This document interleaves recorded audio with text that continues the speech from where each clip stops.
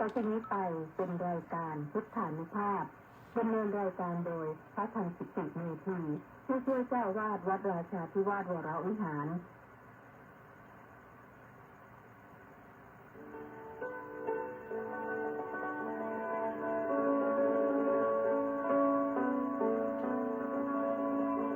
ได้เวลา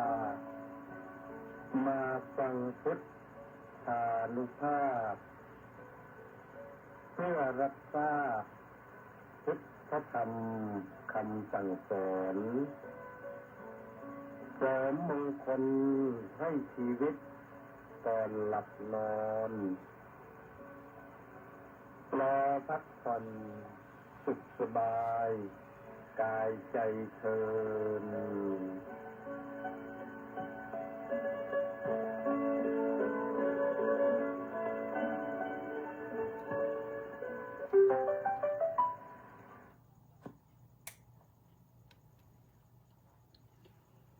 อะระหังสัมมาสัมพุทโธภะคะวาพุทธังภะคะวันตังอภิวาเดมิสวากขาโตภะคะวตาธัมโมธัมมังนะมัสสามิสุปฏิปันโนภะคะวะโตสาวกสังโฆ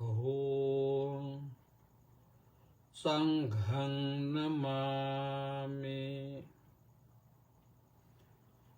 ขอถวายความนอบน้อมแด่พระรัตนตรัยขอคารวะพระเถรานุเถระขอเจริญสุขเจริญพรท่านสาธุชนทุกท่านที่ติดตามสดับรับฟัง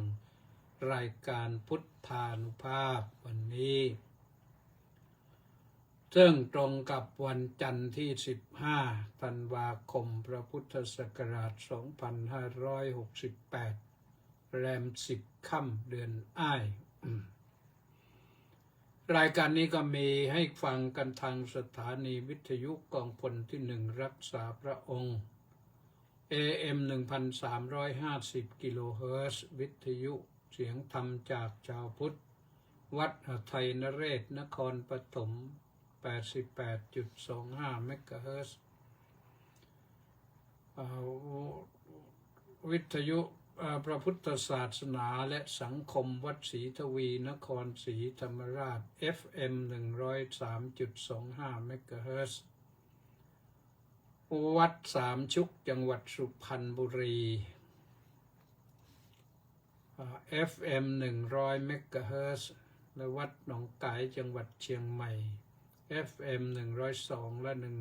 104.5 เมกะเฮิรตซ์และถ่ายทอดสดไปทาง Facebook ที่กิตติเมธี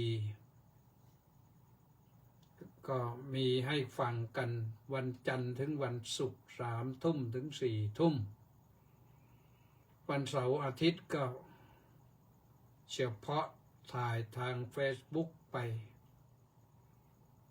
ก็3 ทุ่มถึง 3 ทุ่มครึ่งก็ติดตามฟังกันได้ติดตามชมกันได้วันนี้ต้องขออนุโมทนากับเฉลิมและ FC อีก667 คนออนไลน์ก็มาตอนเปิดรายการอนุโมทนาสาธุการทุกท่านนะวันนี้เฉลิมจองคิวได้หายไปหลายวันแล้วคงจะจองคิวไม่ทันก็มาช่องนี้มันเปิดได้คนเดียวใครเข้ามาก่อนก็ได้จังหวะก็ถือว่าคนนั้นได้คะแนนไปท่านสาธุชนทั้งหลายวันนี้ก็ถึงว่าครึ่งของเดือนสุดท้ายแห่งปีคือเดือนธันวาคมวันพรุ่งนี้ก็จะเข้าครึ่งหลังของปีของเดือนซึ่ง หมุนไปหมุนไปผ่านไปผ่านไปเดี๋ยวก็ไปถึงวันที่31 ธันวาคมเป็นวันสิ้นสุดของปีพระพุทธศักราช 2568 ก็ เราก็ต้องส่งท้ายปีเก่ากันนะพอเลยจากนั้นไปก็รับปีใหม่กันนะรับปีใหม่กันแต่ก่อนจะรับปีใหม่นี่ต้องส่งท้ายปีเก่าการส่งท้ายปีเก่าก็ต้องทบทวนหน่อยนะทบทวนหน่อยว่าปีหนึ่งผ่านไปเนี่ยตอนนี้ต้องทบทวนตั้งแต่วันนี้นะปีหนึ่งผ่านไปเนี่ยมีกำไรหรือขาดทุนบ้างได้อะไรมาบ้างขาดอะไรไปบ้าง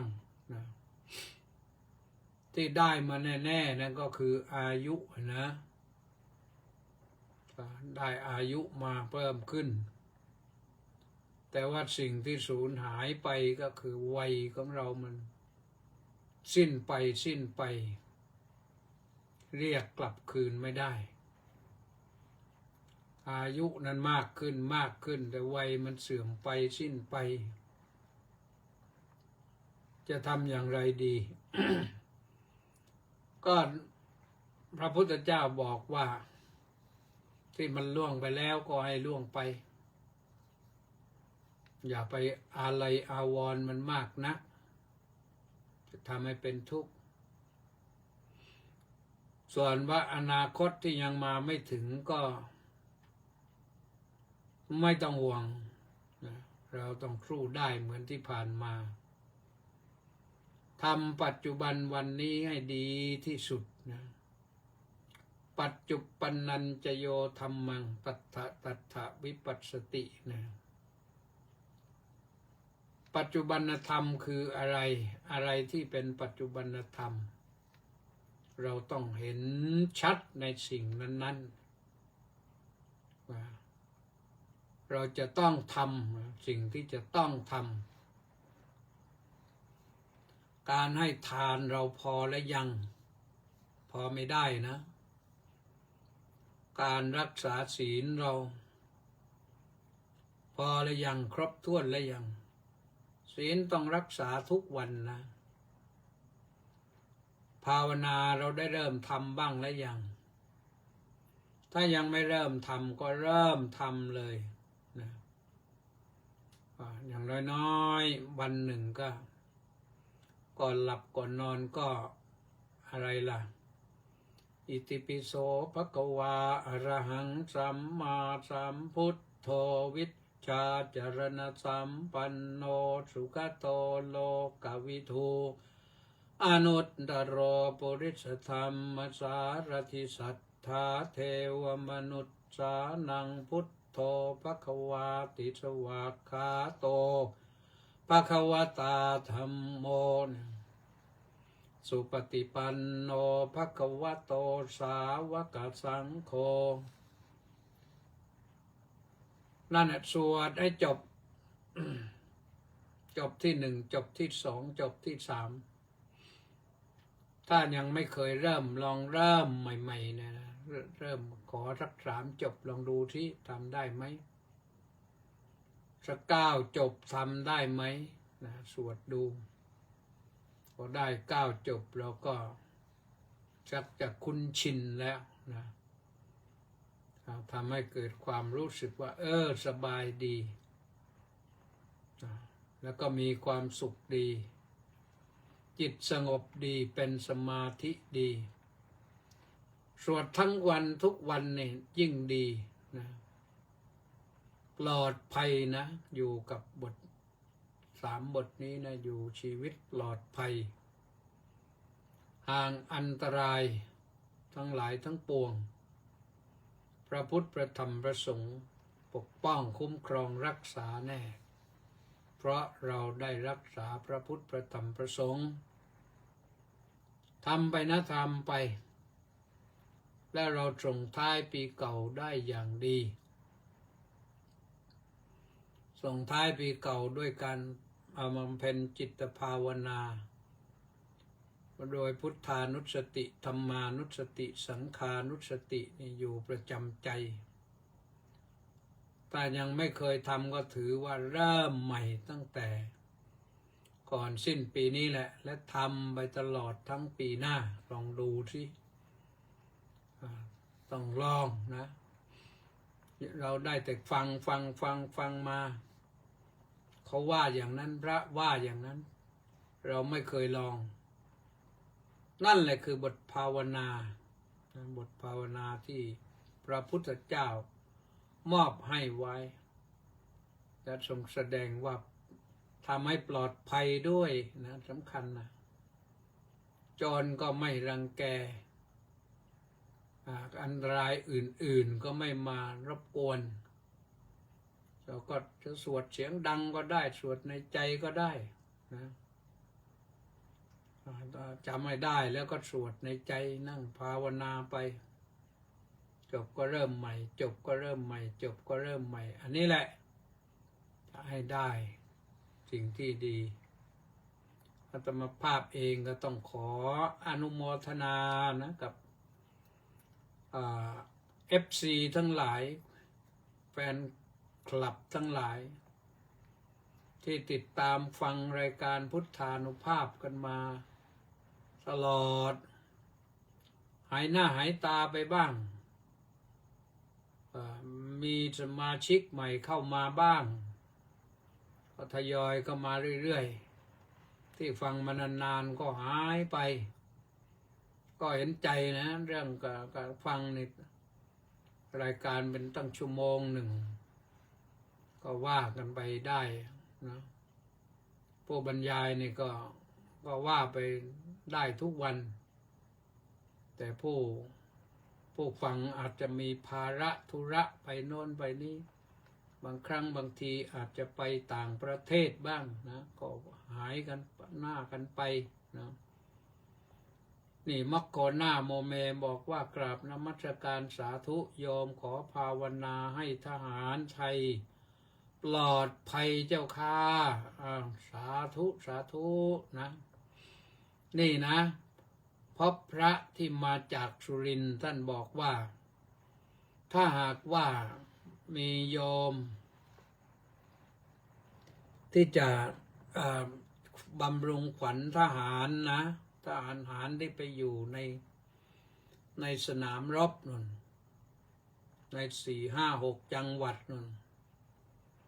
ถ้าหากว่าได้เสบียงเป็นขนมถั่วตัดที่แห้งๆนะขนมถั่วตัดหรือไม่ก็กล้วยตากได้อย่างนั้นเนี่ยจะเป็นประโยชน์มากๆกับทหารผู้อยู่ในสนามรบเพราะว่าเขาใส่เป้ไปตุนไว้ถ้าสมมุติว่าถูกล้อมติดอยู่ก็มีอาหารประทังชีวิตน้ำนี่ก็พกไปแล้วแหละทหารเขาจิบได้แต่กล้วยตากนี่ไม่รู้จะหาที่ไหนนะขนมถั่วตัดไม่รู้จะหาที่ไหนโยมม็อกมีเจ้าของร้านที่ไหนเขาทำกันที่ไหนไปเหมามาสักคันรถที่แล้วเราไปส่งกันทหารจะได้ชื่นใจว่าเราส่งไปนี่ไม่ใช่อิ่มอย่างเดียวนะหวานด้วยนะลองดูนะให้กำลังใจกันให้กำลังกายกันก็เป็นสิ่งที่ดีได้ข่าวว่าเขายังระดมยิงกันไม่หยุดนู่นก็ทุกคนทุกทหารทุกนายก็ต้องไปอยู่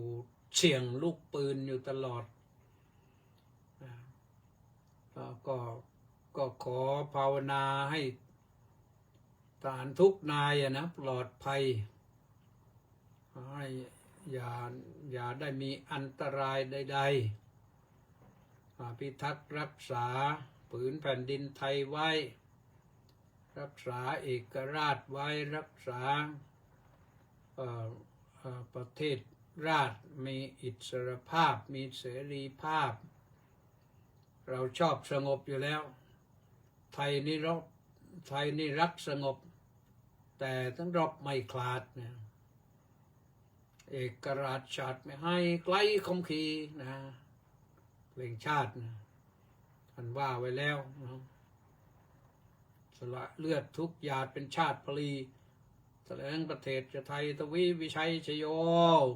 เดี๋ยวมอกร้องได้หรือเปล่า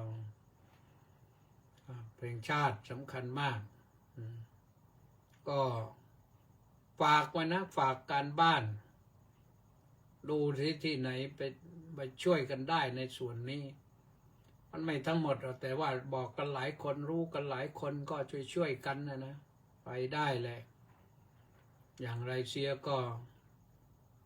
ทหารไทยก็ลูกหลานไทยไปอยู่รักษาอาณาเขตประเทศไทยนะก็ต้องทำงานเรียกว่าต้องอดต้องทนนะทหารอดทนนะแต่เราก็ต้องให้กำลังกายและกำลังใจเราจะสิ้นปีแล้วแต่มาเจอปัญหาอย่างนี้มันไม่น่าจะเกิดเลยนะไม่รู้ว่ามันเกิดขึ้นได้อย่างไรมันไม่น่าจะเกิดแต่เมื่อเกิดก็ต้องมันเกิดขึ้นแล้วก็ต้องเกิดนะเกิดขึ้นแล้วก็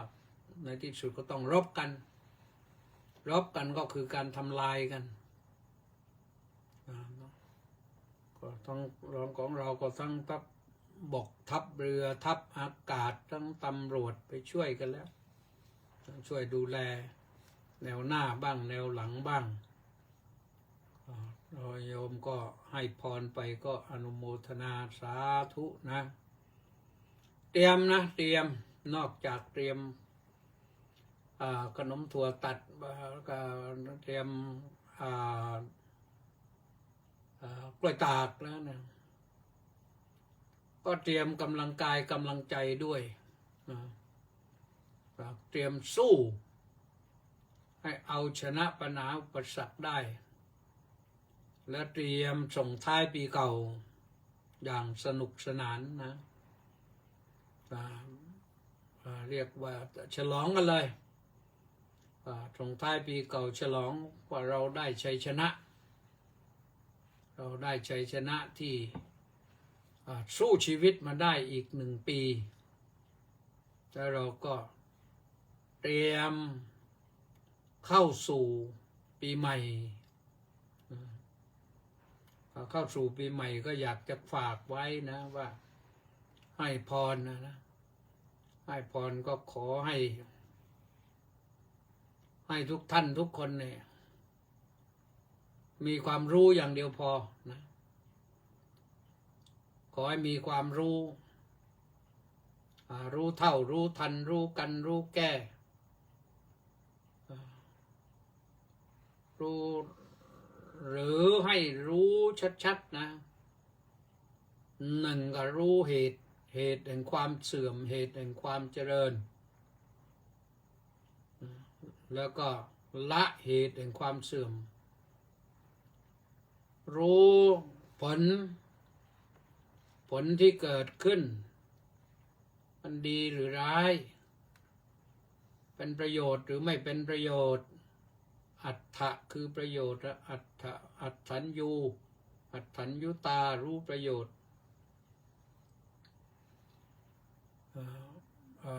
รู้ผลแล้วก็อัตตัญญูตารู้ตนรู้ตัวของเราเองว่าเราเป็นอย่างไรมีฐานะอย่างไรมีสุขภาพอย่างไรมีปัญญาอย่างไรมีความสามารถอย่างไร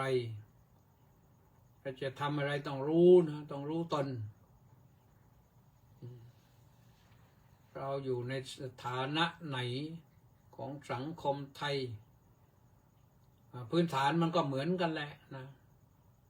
มีสิทธิ์ที่จะดำรงชีวิตอยู่เพราะนั้นมัน เบสิกขั้นพื้นฐาน มีสิทธิ์ที่จะไปไหนก็ได้นะในประเทศนี้แล้วก็มีสิทธิ์ที่จะพูดจาอะไรก็ได้ แต่ต้องรู้จักว่าพูดไปแล้วมันจะเป็นคุณหรือเป็นโทษแก่ตนมัตตัญญูรู้ประมาณเนี่ยรู้ตนและต้องรู้ประมาณเรามีทรัพย์สินอยู่เท่านี้จะทำธุรกิจเท่านี้เรามีกำลังเท่านี้จะทำงานได้เท่านี้ต้องรู้ประมาณแล้วก็ประเมินด้วยให้ประเมินด้วยประเมินตนประเมินสถานการณ์บางครั้งบางทีไม่ประเมินสถานการณ์ต้องดูด้วยว่าอนาคตนี่ความยากแค้นแสนสาหัสมันจะเกิดขึ้นไหมหรือว่าโลกมันสดใสไม่แน่นะเดี๋ยวนี้มันจะเกิดสงครามก็จะเกิดไม่ใช่เกิดเฉพาะบ้านเรามันเกิดไปทั่วเนาะเราไม่คิดว่าบ้านเรานี่มันจะเกิดขึ้นนะอยู่กับเขมรนี่ไม่น่าจะมีเหตุอะไรต้องมาสูญเสียนี่ต้องทุ่มเทงบประมาณไปเท่าไหร่แล้วทั้งสองฝ่ายนะสูญสิ้นไปเชื่อว่าเป็นพันล้านแล้วนะเชื่อว่าเป็นพันล้านแล้วเพราะว่าต้องใช้อาวุธยุทโธปกรณ์มากมายแล้วก็ที่สำคัญก็คือทหารเสียชีวิตไปนี่มันประเมินค่าไม่ได้นะเพราะฉะนั้นอนาคตไม่แน่นอนนะว่าเราจะต้องรบกับอะไรอีกความยากจนจะเกิดขึ้นก็ไม่รู้ปีนี้เนี่ยนอกจากเหตุการณ์รบราฆ่าฟันกันแล้วเหตุการณ์ที่ธรรมชาติลงโทษมาน้ำท่วมฝนตกหนักน้ำท่วมไม่ธรรมดาท่วมขนาดหนักขนาดที่ไม่เคยเป็นมาก่อนนะอย่างท่วมหัดใหญ่นี่หนักหนาสาหัสมากเรียกว่ากวาดหมดสิ้นคนก็เสียชีวิตไปนับร้อยแล้วก็ทรัพย์สินสมบัติไม่มีอะไรเหลือนะขนาดผ้าที่มันไม่เปื่อยไปกับน้ำก็เละตุ้มแปะหมดเลยติดโคลนติดตมเพราะจมอยู่หลายวันผ้าเหล่านั้นไม่รู้จะเอามาขายใครร้านค้าต่างๆเนี่ยสารพัดเนี่ยน่าเห็นใจมากๆเลยคนที่ไปเจออย่างนี้แต่ที่อื่นเขาก็เจอมาแล้วนะเชียงรายก็จมดิ่งเราไม่นึกเลยว่าเชียงรายจะจมน้ำแต่ฝนมันตกหนักก็จมน้ำเชียงรายเชียงใหม่ลำพูนแม่ฮ่องสอนน่านพิษณุโลกตากอุตรดิตถ์พิจิตรอะไรต่างๆเพชรบูรณ์ตลอดมาถึงเนี่ยอยุธยานี่ญาติโยมบ่นมาวันก่อนว่า4 เดือนแล้วนะ4 เดือนแล้วต้องอยู่ในน้ำจมบ้านชั้นล่างขึ้นไปถึงเฉียวชั้น2ไปชั้น2ก็ไม่รู้จะหนีไปไหนนะนี่หนักเหมือนกันเพราะฉะนั้นต้องไม่ประมาทนะต้องไม่ประมาทต้องรู้ประมาณแล้วก็รู้ประเมินไว้ด้วยสรุปก็คืออย่าคิดว่าอะไรมันจะไม่เกิดกับเรานี่เรายังไม่รู้นะน้ำทะเลขึ้นตุ้มนี่บ้านเมืองที่อยู่ริมฝั่งทะเลนี่ก็ตื่นตระหนกตกใจกันเมื่อวานนี่เห็นน้ำขึ้นจมถนนแถวปากพนังนครศรีธรรมราชนะฝั่งอื่นก็เจอนะฝั่งอื่นก็เจออันนี้แหละน่าห่วงนะ นอกจากนั้นก็อะไรรู้ประมาณแล้วก็มัตตัญญูกาลัญญูเนี่ยรู้จักการเวลาที่ล่วงผ่านไปนั้นเราเรียกคืนมาไม่ได้แต่เวลาข้างหน้านี่เราจะว่าอย่างไรมัตตัญญูกาลัญญูสำคัญมากๆเหมือนกันรู้จักกาลเทศะรู้จักคุณค่าของเวลาที่ผ่านไปพระพุทธเจ้าตรัสบอกว่าคโนโวมาอุปัจจกาจะปล่อยให้เวลาล่วงเลยไปเปล่ามาเพียงขณะหนึ่งนะขณะหนึ่งก็เชี่ยววินาทีหนึ่งอย่าให้มันผ่านไปเปล่าเราทำอะไรให้มันเกิดประโยชน์แก่ชีวิตประโยชน์ที่เราทำดีที่สุดและทำได้ทุกเสี้ยววินาทีก็คือการเจริญภาวนาทำจิตของเราให้สงบแล้วเราก็จะพบความสุขได้แต่ถ้าเราทำให้เกิดคุณค่ามากกว่านั้นนะเราจะเห็นได้นะว่าเนี่ยที่เขาคิดก็มาเขาคิดมาเนี่ยคิดมาเลยเขาคิดสร้างอินเทอร์เน็ตสร้างโทรศัพท์มือถือขึ้นมาเนี่ยผู้ให้บริการเครื่องมือถือให้บริการอินเทอร์เน็ตเขาคิดค่าเวลานะเพราะฉะนั้นทุกเสี้ยววินาทีเวลาเราโทรศัพท์พูดไปเนี่ยเราต้องจ่ายให้เขานี่เขารู้จักคุณค่าของเวลา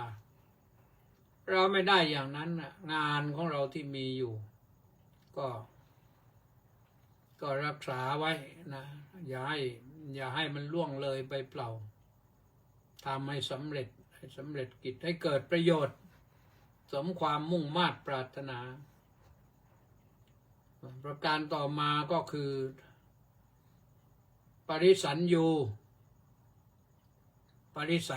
นี่อันนี้เรื่องของการพัฒนาตนเองให้เจียมบอดี้ปริสัญญูก็คือบริษัทไม่ใช่บริษัททำมาค้าขายหมายถึงบุคคลบริษัทผู้สตรีบริษัทบุรุษบริษัทอาวุโสบริษัทกัลยาณมิตรบริษัทเนี่ยอย่างเนี้ยคือกลุ่มเพื่อนกลุ่มสตรีกลุ่มบุรุษกลุ่มอะไรกลุ่มผู้มีฐานะผู้ใหญ่กลุ่มผู้เสมอกันกลุ่มผู้น้อยเราจะอยู่อย่างไรเข้าไปในสังคมแล้วก็วางตัวให้มันเหมาะสมให้เป็นที่น่าเคารพน่ารักน่านับถือไม่ไปรังแกบริษัทไม่ไปทำลายบริษัทเราต้องเป็นคนดีของสังคมและข้อสุดท้ายก็คือปุคละปรัญญูรู้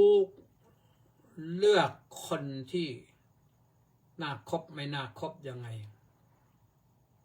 จะคบเป็นเพื่อน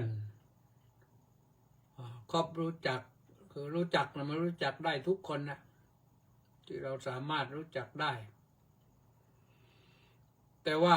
เพื่อนที่เราจะคบเป็นเพื่อนตายกันนี่ต้องดูหน่อยนะไม่ได้ดูหน่อยดูมากเพราะว่าบางครั้งบางทีนี่เราอยู่ไปเกิดความรู้สึกว่าหาเพื่อนแท้สักคนนี่มันหายากเต็มทีนะเพื่อนกินหาง่ายเพื่อนตายหายากนะมันจะเป็นอย่างนั้น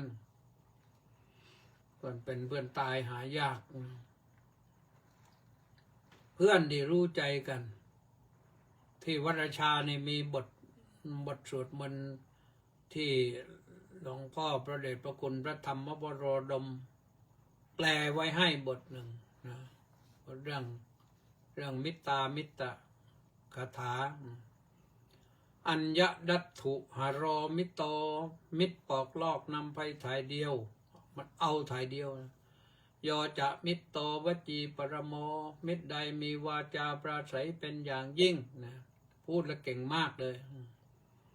อนุปิยัญจะโยอาหุมิตรใดกล่าวคำประจบอันนี้ประจบสอบลอ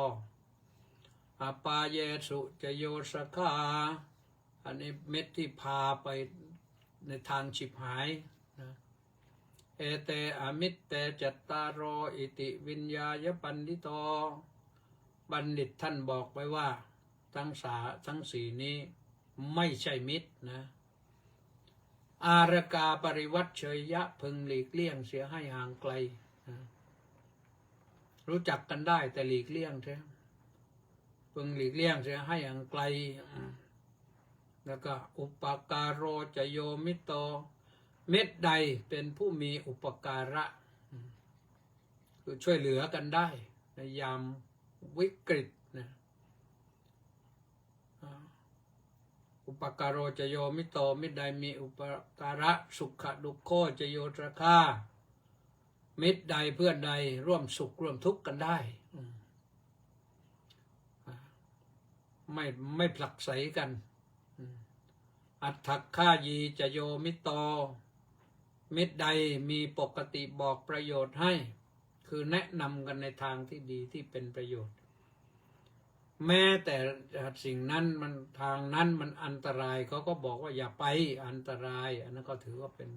แนะประโยชน์เหมือนกันนะ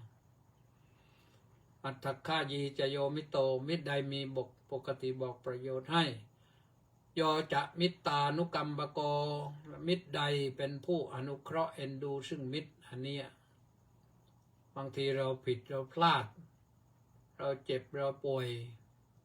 เราทุกข์ยากลำบากขึ้นมาเพื่อนอนุเคราะห์เขาเห็นใจเราก็สู้แล้วแต่ว่ามันไม่สำเร็จได้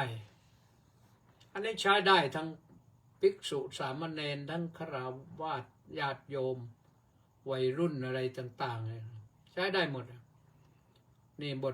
เป็นบทสวดมนต์แปลที่พระสวดอยู่นั่นนะในพระอุโบสถนี่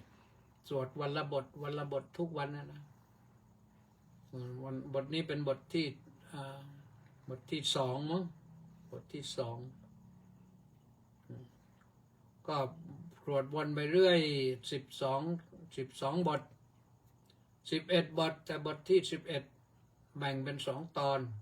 ก็ยาวก็เลยเป็น12 บทจบแล้วขึ้นใหม่จบแล้วขึ้นใหม่จบแล้วขึ้นใหม่สวดอยู่นั่นแหละนะเพราะฉะนั้นนะถ้ารู้7 ประการนี้รู้เหตุรู้ผลรู้ตนรู้ประมาณรู้การรู้ประชุมชนรู้บุคคลเนี่ยเรียกว่าอยู่กับปีใหม่ได้สบายนะอยู่กับปีใหม่ได้สบายแล้วก็มีชีวิตชีวาต่อไปนะสู้กับปัญหาต่างๆที่จะเพิ่งเกิดขึ้นได้เพราะเราได้ข้อคิดเหล่านี้นะท่านสาธุชนทั้งหลายวันนี้เนี่ยตั้งใจว่าจะพูดถึงเรื่องความไม่อดทนนะความไม่อดทนนะที่จริงแล้วความไม่อดทนก็คืออขันติความอดทนแปลว่าขันติขันติปรมังตะโปตีติฆาความอดทนคือความอดกลั้นเป็นตบะที่ให้ชนะได้ชนะอะไรก็ได้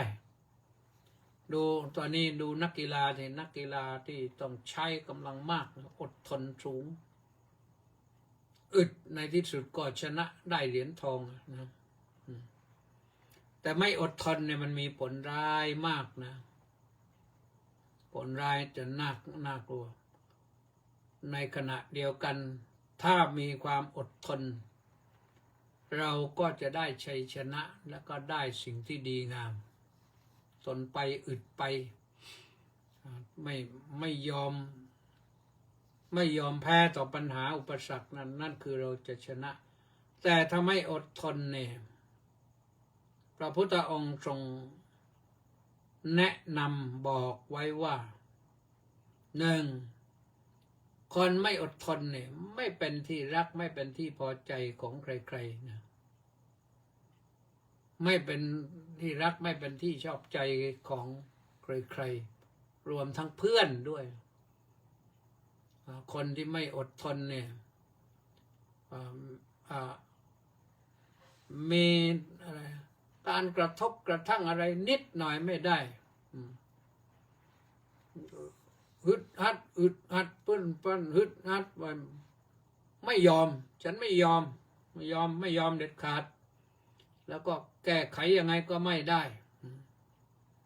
อย่างนี้มันไม่เป็นที่ชอบใจของใครๆหรอกนะคบกันยากอยู่กันลำบากโทษประการที่สองนะจะเป็นคนมากด้วยเรื่องที่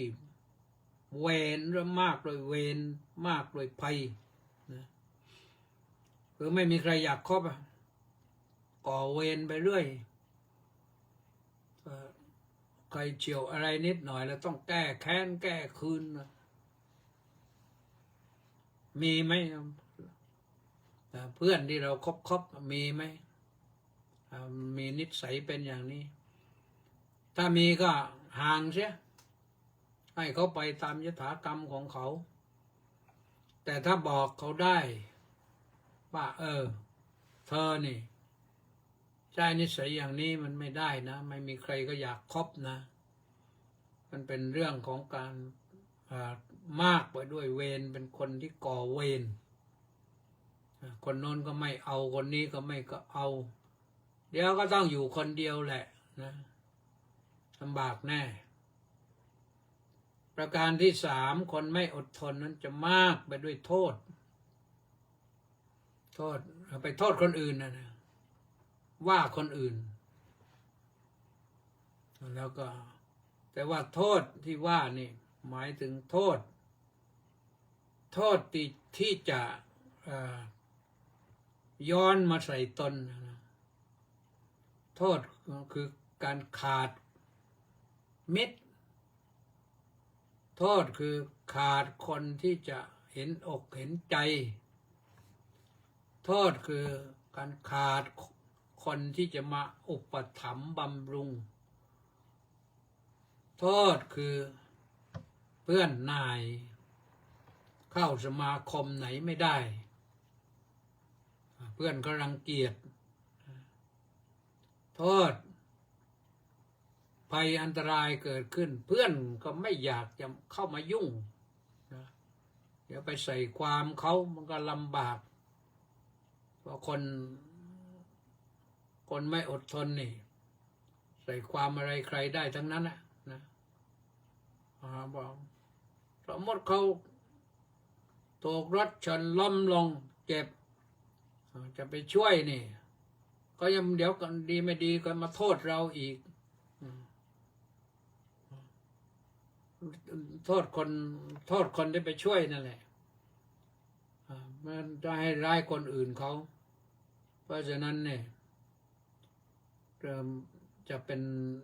ป็นผู้มากไปด้วยโทษนะสี่จะเป็นผู้มากไปด้วยความโหดร้ายทำอะไรไม่บรรยะบรรยังต่อสู้คิดว่าเขาต้องชนะอย่างเดียวแพ้ไม่เป็นน้ำใจนักกีฬาไม่มีแล้วก็เวลาจะทำร้ายใครแล้วก็ทำร้ายเอาชนิดหนักหนาสาหัสนะเอาเป็นเอาตายกันให้ได้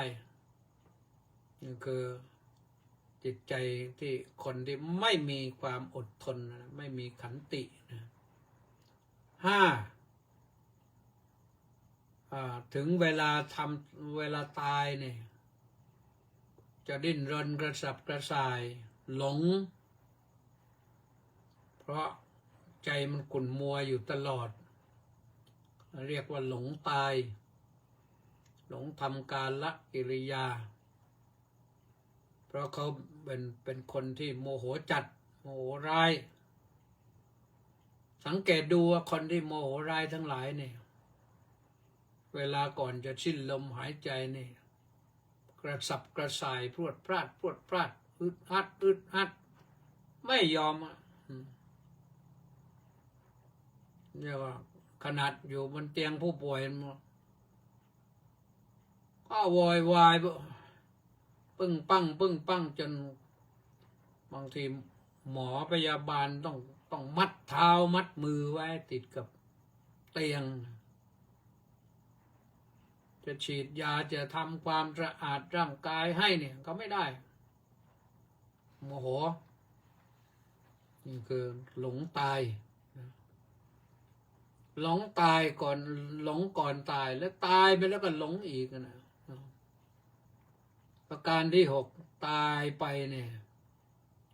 ก็หลงอีกไปสวรรค์ไม่ถูกมาสุคติไม่ถูกก็หลงไปสู่อบายนั่นอบายก็ไปที่ไม่เจริญอาจจะมาสู่ความเป็นมนุษย์แต่มนุษย์ที่ไม่เจริญ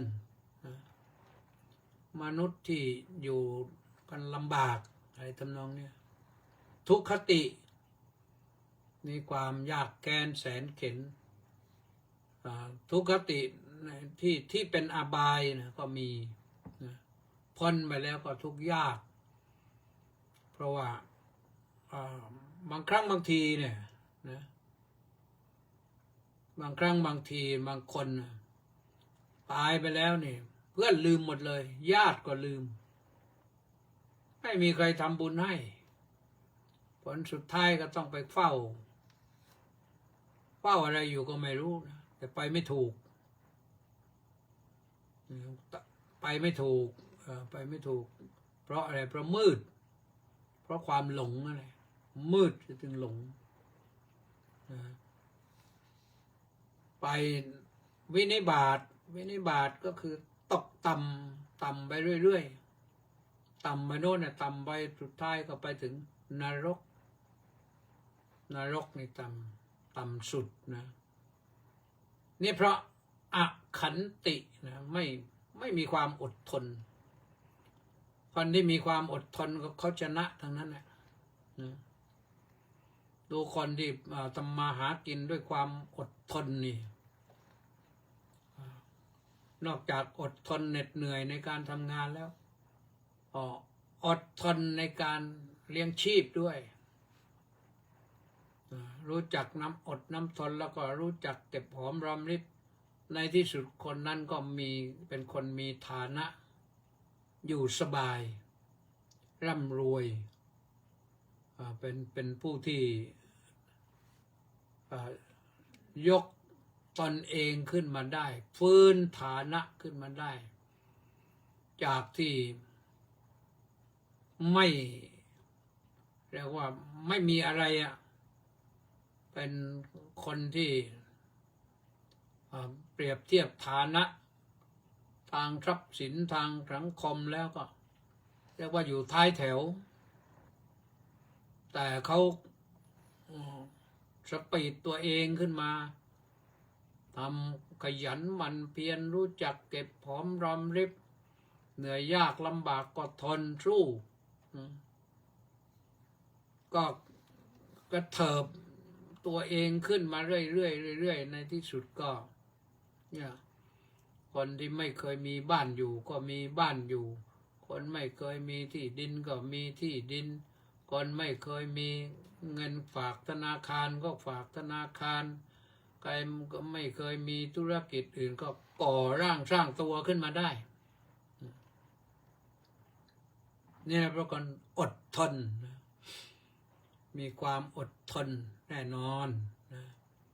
ทำให้สุขสบายกายใจในบั้นปลายชีวิตเบื้องต้นอาจจะ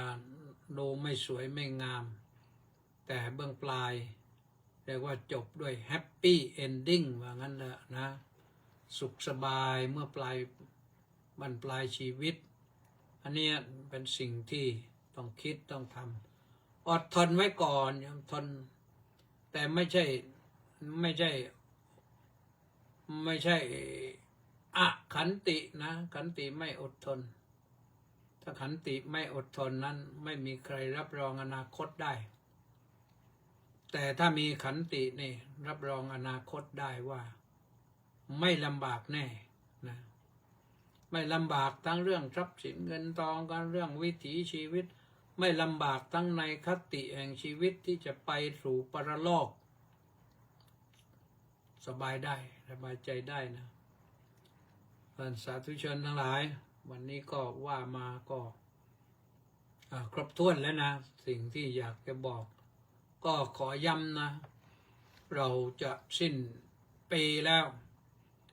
มีอยู่อีกเรื่องหนึ่งที่จะบอกก็คือวันที่31 ธันวาคมนี่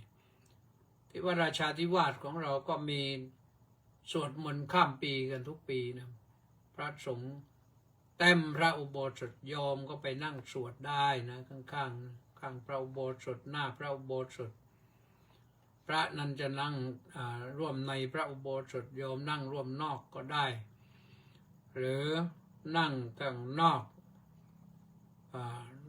ลานพระอุโบสถนี่ก็ได้สวดกันไปพร้อมๆกัน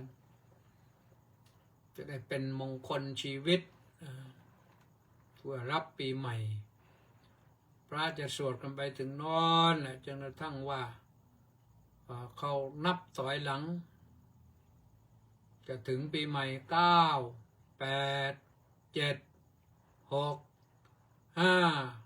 4 3 2 1ระฆังลั่นแกงแกงแกงแกงแกงกลองก็ดังขึ้น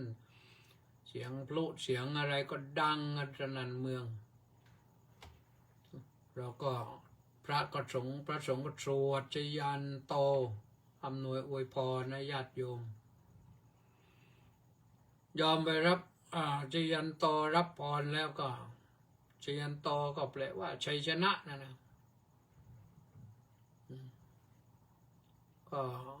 ก็ถ้ามีที่อื่นก็ไปที่อื่นถ้าไม่มีที่อื่นก็ไปที่วัดราชานะวัดราชามีสวดเป็นประจำทุกปีไม่ได้จัดเป็นอีเวนต์ใหญ่นะแต่ว่าสวดแน่นอนสวดทุกปีก็ขอเชิญได้นะแต่ถ้ายังไม่ได้คิดไปไหนก็ลองนึกภาพดูว่าไปไหนดีวัดไหนดีมีแน่มีหลายวัดแน่เพราะว่าทางราชการท่านก็ได้นำเอาเรื่องนี้ไปโปรโมทเราก็ภาคภูมิใจว่าศูนย์พิทักษ์พระพุทธศาสนาแห่งประเทศไทยเริ่มขึ้นเป็นครั้งแรกเรื่องการสวดมนต์ข้ามปีเมื่อก่อนจัดใหญ่นะปีนี้จัดไม่ใหญ่หรอกแต่ว่ามีญาติโยมที่ไปได้ไปร่วมกันที่ไม่ต้องจัดใหญ่เพราะว่าที่อื่นเขาจัดใหญ่แล้วจัดกันทั่วประเทศแล้วนะเพราะฉะนั้นก็ขอเชิญชวนนะเอาละวันนี้ก็แชร์บ้างนะแชร์บ้างกดไลค์กดแชร์กดติดตามแล้วก็ร่วมถ้าโยมร่วมมาพอการก็ปีหน้าก็รายการพุทธานุภาพก็ไปต่อถ้าได้โยมร่วมมาไม่พอการก็ปีหน้าก็ค่อยๆหยุดแล้วค่อยๆหายไปนะก็อยู่ที่โยมด้วยนะถ้าเข้ามาทางเฟซเยอะๆก็ถือว่า FC ยังมีมากก็จะหยุดเสียก็สงสารโยมอีกต่อไปนะเอาละวันนี้ก็ไว้เท่านี้ต่อไปจะเป็นการอ่านรายชื่อท่านที่เข้ามาทางเฟซนะสมศรีลักษณะวิราชมาก่อนเพื่อนวันนี้สาธุนะท่านเอิร์ธท่านเอิร์ธ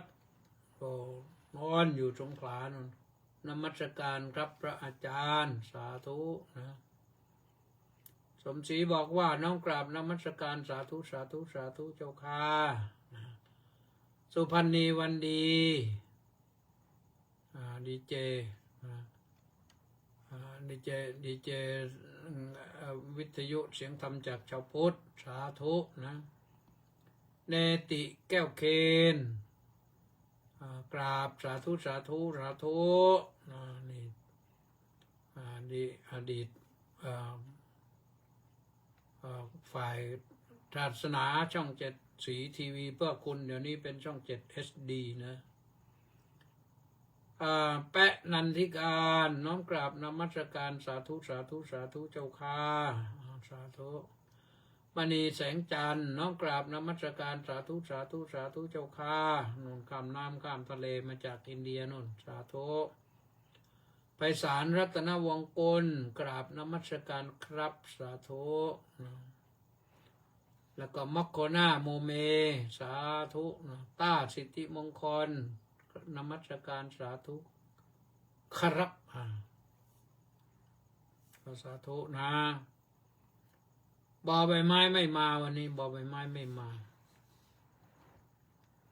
มัคโคนาแต่กี้วานอ่านแล้วนะอ่านอีกก็ได้นมัสการสาธุยอมขอภาวนาให้ทหาร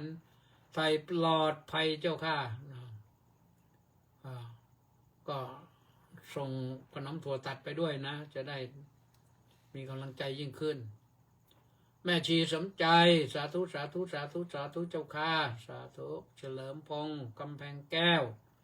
กราบสาธุพระอาจารย์สาธุนะวีรวิทย์ระฆังทองกราบนมัสการพระคุณเจ้าสาธุสาธุสาธุสาธุเอาอีกแล้วมือมันหนักแล้วก็ใครทรงใสราชโคตร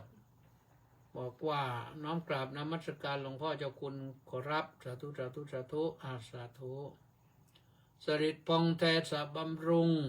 สาธุครับพระอาจารย์สาธุจอนเเฉลิมชนนมัสการครับพระอาจารย์สาธุครับสาธุติมอินบุญท่านกราบนมัสการเจ้าค่ะสาธุสาธุสาธุเจ้าค่ะสาธุศิวพรสุภาพรกราบนมัสการสาธุสาธุสาธุเจ้าค่ะสาธุลีลาวดีดอกสร้อยน้อมกราบนมัสการด้วยความเคารพอย่างสูงเจ้าค่ะสาธุสาธุสาธุเจโส